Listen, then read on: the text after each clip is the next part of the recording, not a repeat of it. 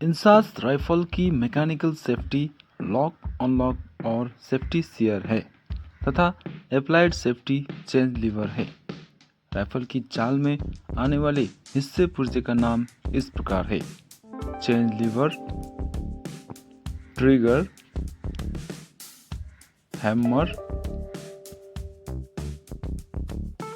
Firing pin, chamber वाला round, bullet, gas cylinder,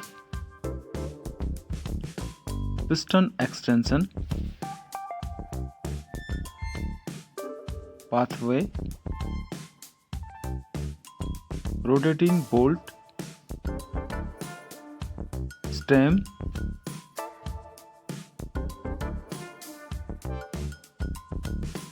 extractor, fire case, ejector, recoil spring, recoil spring guide, round का पेंदा percussion cap, auxiliary sear, barrel extension locking surface.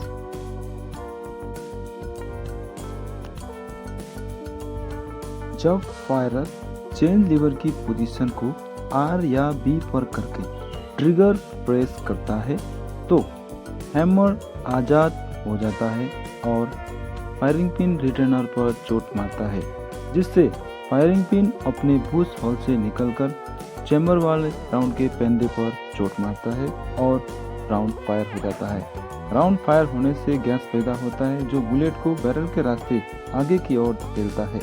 ज्यों ही bullet gas went के नज़दीक से गुजरता है तो कुछ गैस वेंट के जरिए गैस सिलेंडर पर दाखिल होता है।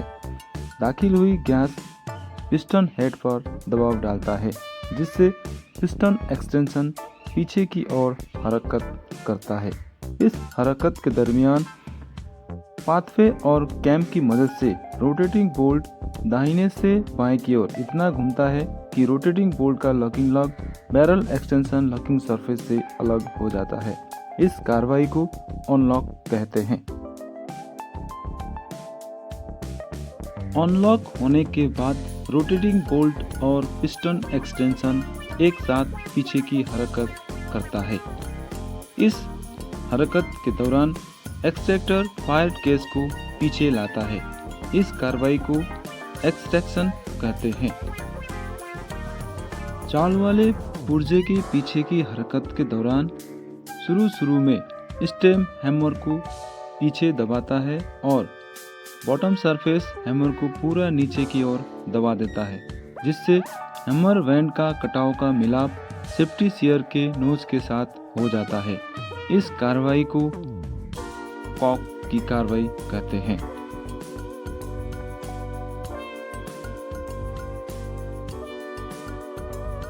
चाल वाले पुर्जे की पीछे की हरकत जारी रहता है। इस हरकत के दौरान एक्सट्रैक्टर द्वारा खींचा गया फायर केस इजेक्टर से टकराकर इजेक्शन स्लॉट के रास्ते नीचे गिर जाता है। इस कार्रवाई को इजेक्ट कहते हैं। रिकॉइल स्प्रिंग सिकुड़ जाता है और गाइड ओवरलैप हो जाता है। जब ये अपने तनाव को पूरा करता है तो पिस्टन एक्सटेंशन असेंबली को आगे की ओर धकेलता है।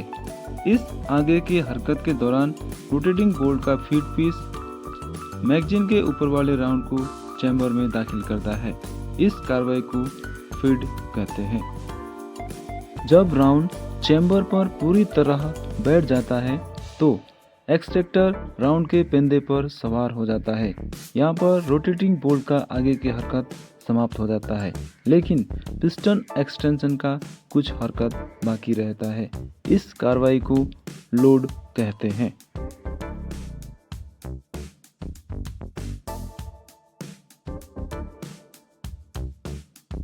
जब पिस्टन एक्सटेंशन अपनी आखिरी हरकत पूरा करता है तो रोटेटिंग बोल्ट कैम व पाथवे की मदद से बाएं से दाहिने की ओर इतना घूमता है कि रोटेटिंग बोल्ट का locking lock barrel extension locking surface से मिल जाता है। इस कार्रवाई को लॉक कहते हैं। लॉक होने के बाद भी पिस्टन एक्सटेंशन का कुछ हरकत बाकी रहती है।